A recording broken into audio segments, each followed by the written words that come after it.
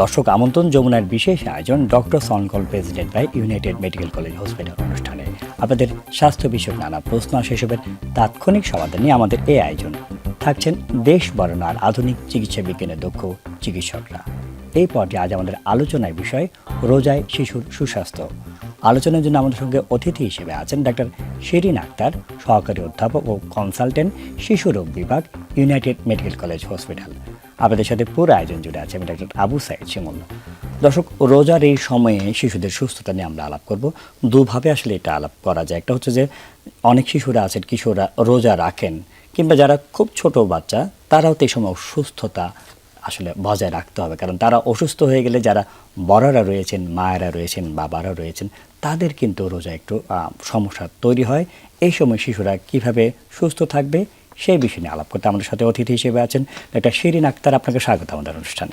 ধন্যবাদ। আসসালামু আলাইকুম। ওয়ালাইকুম আসসালাম। আমরা একটু যদি আলাপ করি প্রথমে কিশোররা যারা রোজা রাখবেন তাদের ক্ষেত্রে আসলে এই যারা রোজা রাখতে চান, দেখা যাচ্ছে যে একটু বয়স হয়ে গেলে তো রাখে, কিন্তু একটু ধরুন 6, 7 বা 5 বছর বয়সে অনেকে দেখা যায় জেদ করে যে আমরা রোজা রাখবো।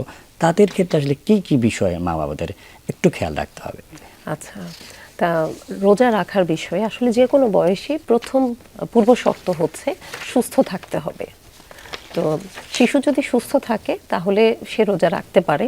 তবে শুরুতেই হচ্ছে পূর্ণ দিবস রোজা না রেখে যদি এমন হয় যে সেহরি খেয়ে সে অর্ধ দিবস রোজা রাখলো, তারপরে হচ্ছে সে এভাবে 2-1 দিন রাখলো, সহনশীল হলে সে আবার পূর্ণ রোজা রাখবে সপ্তাহে 1 দিন বা 2 দিন, পরবর্তীতে ধীরে ধীরে 1 দিন পর পর সে রোজা রাখতে পারে। আচ্ছা, সেক্ষেত্রে কোনো অসুবিধা নেই। আমার মনে হয় অভিভাবকরা বাচ্চাদেরকে সেই ক্ষেত্রে এনকারেজ করতে পারেন। আচ্ছা, এটা দেখা যাচ্ছে অনেক শিশুর মধ্যে যারা রোজা রাখে অনেক ক্ষেত্রে দেখে দুর্বলতা দেখা যায়, মাথা ঘোরা দেখা যায়। এই সমস্ত ক্ষেত্রে আসলে কি করণীয় যদি একটু বলতেন। আচ্ছা, প্রথমত হচ্ছে যে দুর্বলতা বা মাথা ঘোরানো এই সমস্যাগুলো হতে পারে ডিহাইড্রেশন থেকে। রোজা রাখলে দীর্ঘ সময় হচ্ছে আমরা পানি খাচ্ছি না, খাবার খাচ্ছি না, এতে দুটো জিনিস হতে পারে। একটা হতে পারে পানির শূন্যতা, একটা হতে পারে তার রক্তে শর্করার পরিমাণ কমে যাওয়া। সেক্ষেত্রে আমরা অবশ্যই শুরুতে আমরা দেখব তার ডিহাইড্রেশন আছে কিনা, তার টাংটা ড্রাই কিনা, বাচ্চা ঘন ঘন পানি খেতে চাচ্ছে কিনা, কিংবা হচ্ছে তার সুগারটা চেক করে দেখতে পারি, তার ব্লাড প্রেশারটা চেক করতে পারি। এই যদি দেখি যে এই সমস্যাগুলো আছে তাহলে অবশ্যই আমাদের শিশুর রোজা ভেঙে তাকে গ্লুকোজ সমৃদ্ধ খাবার যেমন ওরসালাইন দিতে পারি, ডাবের পানি দিতে পারি, শরবত দিতে পারি, তারপরে ভারী খাবারটা দিতে পারি। এই যারা যেসব শিশুরা রোজা রাখবে তাদের ক্ষেত্রে আসলে খাবারের ইয়াটা কেমন? অনেক বাচ্চারা দেখা যাচ্ছে একটু জাঙ্ক ফুড খেতে চায়, একটু ভারী খাবার খেতে, তাদের ক্ষেত্রে সেহরি আর ইফতার যদি একটু বলতেন। আচ্ছা, সেহরিতে অবশ্যই হচ্ছে সেহরি বলেন ইফতার বলেন দুটোতেই আসলে আমরা স্বাস্থ্যকর খাবারই খাবো। যেমন সেহরিতে ভাত খাওয়া যেতে পারে, তারপর কেউ হয়তো ঘুম থেকে উঠতে চায় না, জোর করে উঠাতে হয়, তাদের ক্ষেত্রে আমরা ব্রেড দিতে পারি, ব্রেড অ্যান্ড বাটার, অথবা হচ্ছে রুটি খেতে পারে, আর প্রচুর পরিমাণে পানি খাবে। আর ইফতারের ক্ষেত্রে হচ্ছে শুরুতে পানি সাথে খেজুর দিয়ে সে ইফতারটা ভেঙে, অথবা শরবত খেয়ে ইফতার ভাঙতে পারে, রোজা ভাঙতে পারে। রোজা ভেঙে তারপরে সে যেমন ধরেন দই চিড়া খেতে পারে। কোনো কোনো বাচ্চারা হচ্ছে ঘরে তৈরি জাঙ্ক ফুড বাইরেরটা না খেয়ে ঘরে তৈরি বার্গার আমরা বানিয়ে দিতে পারি, বা হচ্ছে স্যান্ডউইচ তৈরি করে দিতে পারি। ঘরের তৈরি খাবার দিয়ে সে ইফতার করতে পারে। আচ্ছা, এই সময় আসলে পানি কতটুকু খাবে এটা নিয়ে মা বাবাদের মধ্যে এক ধরনের উদ্বেগ উৎকণ্ঠা থাকে। আসলে পানি কেমন খাওয়া উচিত? পানি আসলে হচ্ছে ওজন এবং বয়সের সাথে সামঞ্জস্য রেখেই খেতে হবে। যেমন হচ্ছে একটু যদি 8 থেকে 10 বছর আমরা বলি, তাহলে সেই ক্ষেত্রে 1.5 থেকে 2 লিটার খাবে। তার চেয়ে বড় হলে হচ্ছে আপনার 2 থেকে 3 লিটার পানি খেতে হবে সেহরি থেকে ইফতারের মধ্যে। আচ্ছা, এই যে আবার অনেক ছেলে বাচ্চারা দেখা যায় একটু মোটা বা ওবেসিটি, তাদের ক্ষেত্রে কি আলাদা কোনো আসলে নিয়ম মেনে চলতে হবে কিনা?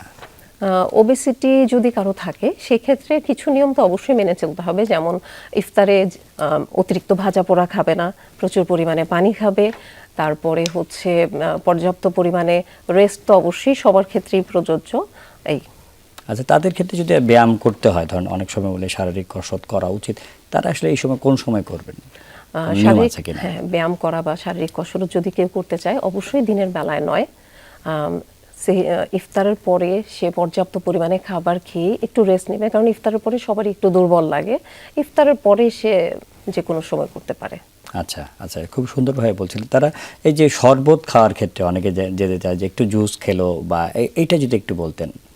আচ্ছা, শরবত যেমন হচ্ছে লেবুর শরবত হতে পারে, বা হচ্ছে আমরা ঘরে তৈরি লাচ্ছি খেতে পারি, কিংবা হচ্ছে ট্যাং, এগুলো শরবত খাওয়া যেতে পারে। তারপর শরবতটা অবশ্যই হবে নর্মাল টেম্পারেচারের, ফ্রিজ থেকে সরাসরি ঠান্ডা পানি বা বরফ মিশ্রিত শরবত খাবে না। আচ্ছা, খুব সুন্দরভাবে বলছেন। আমরা তো দেখা যাচ্ছে যে বাচ্চাদের বিভিন্ন ধরনের ওবেসিটির কথা বললাম, বা অনেক সময় জ্বর সর্দি কাশি সেসবের কথা বলি, কিন্তু অনেক শিশুরা আছে যে একেবারে জন্মগতভাবে তার কিছু কিছু রোগ হয়, জন্মগতভাবে হৃদরোগ ছাড়া বিভিন্ন রোগ হতে পারে। জন্মগতভাবে শিশুদের আসলে কি রোগ হয়, সেগুলোর প্রথম দিকে কি লক্ষণ, সেই সব বিষয় নিয়ে আমরা আলাপ করব। আমরা আলাপ করছিলাম আপনি জন্মগতভাবে আসলে কিছু রোগ হয়, বিশেষ করে হৃদরোগ যদি কারো থাকে জন্মগতভাবে, একটা শিশুর জন্মের পরে আসলে কিভাবে বোঝা যাবে যে না তার হৃদরোগ আছে? আচ্ছা, জন্মগতভাবে শিশু যদি হৃদরোগ নিয়ে জন্মগ্রহণ করে, তাহলে অধিকাংশ ক্ষেত্রেই এটি আসলে কোনো ধরনের লক্ষণ ছাড়াও হতে পারে। তবে কিছু কিছু ক্ষেত্রে নবজাতক শিশু, যেমন তার শ্বাসকষ্ট হতে পারে, বেবি নীল হয়ে যেতে পারে, এগুলো সমস্যা থাকে। তারপরে একটু বড় বাচ্চাদের ক্ষেত্রে দেখা যায় যে বুকের দুধ টেনে খেতে কষ্ট হচ্ছে, অতিরিক্ত ঘেমে যাচ্ছে, অল্প পরিশ্রমে দুর্বল হয়ে যাচ্ছে, এই সমস্যাগুলো হতে পারে। ঘন ঘন ঠান্ডা কাশি লাগতে পারে। এই সমস্যাগুলো আসলে দেরিতে যাদের আসলে দেখা যাচ্ছে লক্ষণ প্রকাশ পায়, তাদের ক্ষেত্রে কি কি জটিলতা হতে পারে? দেরিতে যাদের লক্ষণ প্রকাশ পায় তাদের ক্ষেত্রে দেখা যায় যে, যেমন ধরেন আমাদের হচ্ছে দু ধরনের হৃদরোগ আছে, যেগুলো হচ্ছে আপনার অ্যাসানোটিক হার্ট ডিজিজ, যাতে হচ্ছে নীলবর্ণ ধারণ করে না। একটা হচ্ছে সায়ানোটিক হার্ট ডিজিজ, যাতে হচ্ছে ঠোঁট এবং নখ ব্লু হয়ে যায় বা নীল হয়ে যায়। তো যে রোগগুলোতে নীল হয় না, সেই রোগগুলোতে যেমন একটা হতে পারে যে তাদের হার্টে যে ভলিউম ওভারলোড হয়ে তাদের হার্ট ফেলিউর ডেভেলপ করতে পারে, তাদের লাংসের প্রেশার বেড়ে যেতে পারে, এবং লাংসে ইরিভার্সিবল যে ভাস্কুলার ডিজিজগুলো, পালমোনারি ভাস্কুলার ডিজিজ ডেভেলপ করে দেখা যায় যে আমাদের যে নীলবর্ণ ধারণ করতে পারে এইসব বেবিরাও। আচ্ছা, এই যে দেখা যাচ্ছে তারা নীলবর্ণ ধারণ করতে, একটা জটিলতা হওয়ার আগে আসলে আগে থেকে মা বাবাদের কি করণীয়, বা কি কি লক্ষণ দেখে ওনারা বুঝবেন যে না আমার বাচ্চার হয়তো হৃদরোগ আছে জন্মগত, একজন আপনাদের মতো বিশেষজ্ঞের কাছে যাওয়া উচিত? আমি আগেই বলেছি যে কিছু কিছু ক্ষেত্রে দেখা যায় যে একেবারেই ছোটবেলা থেকে বা নবজাতক বয়স থেকে যদি আমরা হিস্ট্রিগুলো নেই, যেমন মা অনেক সময় বলতেও পারেন না, কিন্তু আমরা জিজ্ঞেস করে নিই। যেমন বেবি যখন বুকে দুধ খাচ্ছে, তখন কি সে অতিরিক্ত ঘেমে যাচ্ছে কিনা, ইন্টারাপ্টেড ফিডিং হচ্ছে কিনা, তার সাথে হচ্ছে ঘন ঘন ঠান্ডা কাশি লাগছে কিনা, নিউমোনিয়া হচ্ছে কিনা, নিউমোনিয়ার জন্য তাকে হাসপাতালে কতবার ভর্তি হতে হয়েছে। যেমন ধরুন ঘন ঘন ঠান্ডা কাশি লাগা, বারবার করে নিউমোনিয়ার জন্য হাসপাতালে ভর্তি হওয়া, শিশুর বৃদ্ধি স্লো হওয়া, তারপর হচ্ছে শিশুর বৃদ্ধি স্লো হতে পারে। এছাড়া হচ্ছে আপনার এগুলোই আসলে শিশুর বৃদ্ধি এগুলো ধরেন নিয়ে আপনাদের কাছে আসলোই, আপনারা আসলে কি কি পরীক্ষা নিরীক্ষার মাধ্যমে এগুলো নির্ধারণ করেন যে না তার আসলে কিডনি রোগ হয়েছে? হ্যাঁ, সেক্ষেত্রে হচ্ছে প্রথমেই আমরা তো ইতিহাসটা শুনবো বাবা মায়ের কাছ থেকে, তারপরে বেবিকে দেখবো, দেখে আমাদের সন্দেহ হলে অবশ্যই আমরা তাকে একটা এক্সরে করতে দিব, একটা ইসিজি দিব, ইকোকার্ডিওগ্রাফি করব, এবং আরও উন্নত কিছু পরীক্ষা আছে, যেমন এনজিওগ্রাম করা যেতে পারে, কার্ডিয়াক এমআরআই করা যেতে পারে, city angiogram of heart and grade vessels, এগুলো আমরা করে ডায়াগনোসিস করতে পারি। এই অনেকের যখন দেখা যাচ্ছে কিডনি রোগ, যারা দেখা যাচ্ছে যে বাচ্চাদের হৃদরোগ জন্মগতভাবে ধরা পড়লো, শনাক্ত হলো, মা বাবার একটু ভেঙে পড়েন মানসিকভাবে। তারা অনেকেই জানতে চাচ্ছেন সকলগুলি, অনেকে মনে করে থাকেন যে ওষুধের মাধ্যমে কি আসলে এগুলি সমাধান সম্ভব কিনা, কাদের ক্ষেত্রে ওষুধের মাধ্যমে সমাধান সম্ভব, বা কাদের ক্ষেত্রে একটু ইন্টারভেনশন যেতে হবে, একটু যদি বলতেন আমাদের মা বাবাদের। শিশুর হৃদরোগ, জন্মগত হৃদরোগ হয়েছে শুনলে প্রথমেই সব বাবা মা আসলে অনেক বেশি ভেঙে পড়েন। তবে তাদের জন্য আমি বলতে চাই যে সব হৃদরোগেই আসলে মানে হৃদরোগ হওয়া মানেই যে তার জীবন এখানেই থেমে গেল, বিষয়টা কিন্তু তা না। অনেক সময় দেখা যায় যে ছোট ছোট ছিদ্র থাকে, সেগুলো আসলে নিজেই বন্ধ হয়ে যায়, বা মেডিসিনের মাধ্যমে আমরা তার সিমটমগুলোকে কমিয়ে রাখতে পারি। আর ছিদ্র যদি বড় হয়, তাহলে আমরা ক্যাথেটারের মাধ্যমে, ডিভাইস ক্লোজার বা যেটাকে বলে বোতামের মাধ্যমে আমরা বন্ধ করে দিতে পারি, অথবা সার্জারি, অনেক বেশি বড় ছিদ্র হলে আমরা সার্জারি করে সেটা ছিদ্রটা বন্ধ করে দিতে পারি। এটা কোনো এইজ বা কোনো কিছু রয়েছেন যে এই বয়সে বা এই হলে আমরা এগুলো ওষুধের মাধ্যমে যাবে, বা এইগুলি দেখলে আমরা হয়তো ওষুধের মাধ্যমে সম্ভব না? এমন বয়সের কিছু আছে? বিষয় আছে কিছু কিছু ক্ষেত্রে, যেমন হচ্ছে ছিদ্র যদি বেশি বড় হয় তাহলে অবশ্যই তার বিভিন্ন রকম অসুবিধা হবে, তার হার্ট ফেলিউর ডেভেলপ করতে পারে, তার ভবিষ্যতে যদি আমরা দ্রুত অপারেশন না করি বা দ্রুত ডিভাইস ক্লোজার না করি, তার লাংসের প্রেশার বেড়ে গিয়ে লাংসের ইরিভার্সিবল ভাস্কুলার ডিজিজ ডেভেলপ করতে পারে। সেই জন্য সেই ক্ষেত্রে আমরা হচ্ছে শুরুর দিকে যদি ডায়াগনোসিস হওয়ার সাথে সাথেই প্রথমে আমরা মেডিকেল ম্যানেজমেন্ট দিব, দিয়ে আমরা তারপর হচ্ছে একটু যদি আপনি যেহেতু ইউনাইটেড মেডিকেল কলেজ হসপিটালে আছেন, আমরা একটু জানতে চাচ্ছি আমার নিজের আগ্রহ থেকে, যে আপনি বললেন যে কিছু পরীক্ষা নিরীক্ষা করা হয়, কিছু আবার ইন্টারভেনশনাল কথা বলছেন, এগুলোর ফেসিলিটি বা কেমন আমাদের United medical college hospital? United medical কলেজে আসলে যেমন আমরা নিউবর্ন স্ক্রিনিং করতে পারি, জন্মের সাথে সাথেই বেবিকে আমরা উন্নত ইকো মাধ্যমে আমরা তার হচ্ছে জন্মগত সমস্যাগুলো ডায়াগনোসিস করতে পারি। আমাদের নিওনাটাল ইন্টেনসিভ কেয়ার ইউনিট আছে, সেখানে আমরা সেই সব বেবিকে মেডিকেল ম্যানেজমেন্ট দিতে পারি। পেডিয়াট্রিক আইসিইউ আছে, সেখানে আমরা বড় বাচ্চাদের যেমন হার্ট ফেলিউর হলে সেটারও ট্রিটমেন্ট করতে পারি। খুব দ্রুত শনাক্ত করার যেসব আধুনিক অত্যাধুনিক চিকিৎসা ব্যবস্থা সবগুলি আপনাদের মধ্যে রয়েছে। একটু যদি এই প্রসঙ্গে যেহেতু আসলোই, এই যে যারা ধরেন ডিভাইস ক্লোজার করলো বা বিভিন্ন ধরনের ইন্টারভেনশন করলো, তাদের ক্ষেত্রে আসলে প্রগনোসিস কেমন, তারা কি অন্যান্য শিশুদের মতো স্বাভাবিকভাবে বেড়ে ওঠে কিনা, এইসব বিষয় নিয়ে বিস্তারিত আলাপ করবে। আমরা আলাপ করছিলাম যে বাংলাদেশে এখন আধুনিক চিকিৎসার ব্যবস্থা রয়েছে, এই যারা ডিভাইস ক্লোজার করছে বা বিভিন্ন ধরনের ইন্টারভেনশন করছে, তারা কি অন্য বাচ্চাদের মতো সুন্দরভাবে বেড়ে উঠতে পারে কিনা? জি, ডিভাইস ক্লোজার করার আগে যেসব বাচ্চা দেখা যাচ্ছে যে তার গ্রোথ ঠিক মতো হচ্ছে না, ঘন ঘন ঠান্ডা কাশি লাগছে, তা ডিভাইস ক্লোজারের পরে তারা আসলে স্বাভাবিক বাচ্চাদের মতোই হচ্ছে দৌড়ঝাঁপ করতে পারছেন, স্বাভাবিক জীবনযাপন করতে পারছেন। আচ্ছা, তাহলে এটা খুবই আমার মনে একটা রিওয়ার্ডিং, মা বাবাদের মধ্যে একটা স্বস্তির বিষয়। আমরা আরেকটু বিষয় দেখতে পাচ্ছি যে আমরা তো এতক্ষণ ধরে আলাপ করলাম যে হৃদরোগ বিষয়, যে শিশুদের হৃদরোগ, কিন্তু শিশুদের তো এখন বাংলাদেশে বিশেষায়িত বিভিন্ন ধরনের ডিসিপ্লিন রয়েছে আলাদা আলাদাভাবে, যে অনেকে হয়তো সেটা জানেন না। যেমন কি আমরা বলতে পারি যে হার্টের রোগের জন্য, কিডনি রোগের জন্য, দেখা যাচ্ছে যে পেটের রোগের জন্য, নার্ভাস সিস্টেমের জন্য, এগুলো আসলে বিভিন্ন ধরনের তো নাম রয়েছে। কোন কোন বিশেষজ্ঞ বা কি হলে কাদের কাছে যাবে, আমাদের যদি একটু দর্শকদের একটু বলতেন। প্রথম দিকে তো একটা ধরুন যে কোনো চিকিৎসকের কাছে যাবে, তবু যেহেতু এই বিষয়টি বাংলাদেশের মধ্যেও আসলে খুব বেশি যে পুরাতন হয়েছে তা না, সুতরাং দর্শকদের যদি একটু বলতেন। যেমন বিভিন্ন বিষয়ে বিশেষজ্ঞ যেহেতু আলাদা আলাদাভাবে আছেন, সেহেতু বাবা মারা প্রথমেই হচ্ছে যদি কারো খিঁচুনি, মাথা ব্যথা, তারপর হচ্ছে এইসব যদি সমস্যা থাকে তাহলে শিশু নিউরোলজিস্টের কাছে যাবেন। তারপরে কারো যদি ঘন ঘন ঠান্ডা কাশি লাগে, যেগুলো সমস্যাগুলো আমি আগেও বললাম যে বৃদ্ধি না হয়, তারপর হচ্ছে অল্পতে হাঁপিয়ে পড়ে,